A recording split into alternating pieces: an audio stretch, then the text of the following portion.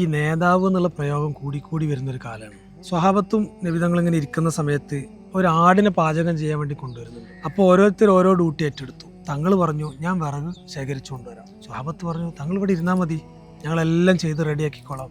വേണ്ട, ആ ദൗത്യം തങ്ങൾ വൃത്തിയിലേറ്റ് ഭംഗിയായി നിർവഹിച്ചു എന്ന് ചരിത്രത്തിൽ കാണാം. അവിടെ നിന്ന് അങ്ങോട്ട് അതിൽ നിന്ന് പാഠം ഉൾക്കൊണ്ടു സ്വഹാബത്ത് സിദ്ദീഖ് റളിയല്ലാഹു അൻഹു ഒരു പ്രായം ചെന്ന ഉമ്മാമയുടെ അടുത്ത് ചെന്ന് അവരുടെ ഒട്ടകത്തിൻ്റെ പാല് കറന്നു കൊടുക്കുന്ന സ്വഭാവം ഉണ്ടായിരുന്നു. ഖലീഫയായി പിറ്റേ ദിവസം ഉമ്മാമ അങ്ങനെ വിചാരിച്ചു, ഇന്ന് ചിലപ്പോൾ വരാൻ ചാൻസ് ഇല്ല, ഖലീഫയായില്ലേ, വലിയ ആളായില്ലേ.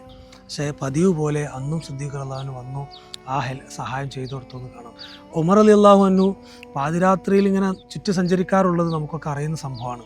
ഒരു ദിവസം ഒരു വീട്ടിലെ പ്രാരാബ്ധം കണ്ടപ്പോൾ സ്വന്തം വീട്ടിലേക്ക് വന്ന് അവർക്ക് വേണ്ട ധാന്യങ്ങളെടുത്ത് തോളിൽ വെക്കാൻ നേരത്ത് കൂടെ ഉണ്ടായിരുന്ന അസ്ലം റളിയല്ലാഹു അൻഹു പറഞ്ഞു, ഞാൻ വെച്ചോളാം.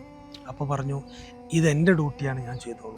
ഉമർ ബിൻ അബ്ദുൽ അസീസ് റളിയല്ലാഹു അൻഹുവിൻ്റെ ജീവിതത്തിൽ ഇതേപോലെ വേറെ സംഭവം കാണാൻ പറ്റും. ഒരു മനുഷ്യനിങ്ങനെ ഇരുന്ന് സംസാരിച്ചുകൊണ്ടിരിക്കുമ്പോൾ വിളക്ക് കെട്ടുപോയപ്പോൾ ഉടനെ ഉമർ ബിൻ അബ്ദുൽ അസീസ് റളിയല്ലാഹു അൻഹു എന്ന ഖലീഫ തന്നെ പോയി വിളക്കിൽ എണ്ണ നിറച്ചു കത്തിച്ച് തിരിച്ചു കൊണ്ടുവരാണ്.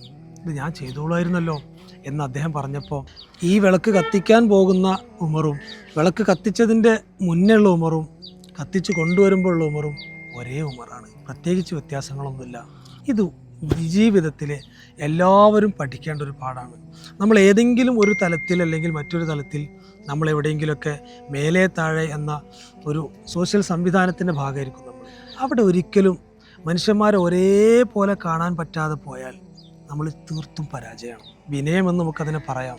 മനുഷ്യൻ്റെ ശരീരത്തിലെ, മനുഷ്യൻ്റെ ശിരസ്സിലെ ഏറ്റവും നല്ല അലങ്കാരമാണ് വിനയം. ഇത് ജീവിതത്തിൽ കൃത്യമായി പാലിച്ചവരാണ് മുത്തനബി സല്ലല്ലാഹു അലൈഹി വസല്ലം തങ്ങളും സ്വഹാബത്തും മഹാന്മാരായ ആളുകളൊക്കെ.